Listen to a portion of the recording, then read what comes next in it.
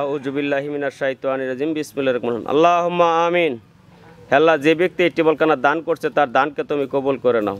হে আল্লাহ, এই টিউবওয়েলের পানি দ্বারা তুমি বেশি বেশি ইসলামী ইবাদত করার তৌফিক দান করিও। আমিন। হে আল্লাহ, তুমি আমাদেরকে 5 ওয়াক্ত নামাজ পড়ার তৌফিক দান করিও। হে আল্লাহ, তুমি আমাদেরকে এই মাহে রমজানের সবগুলা রোজা করার তৌফিক দান করিও।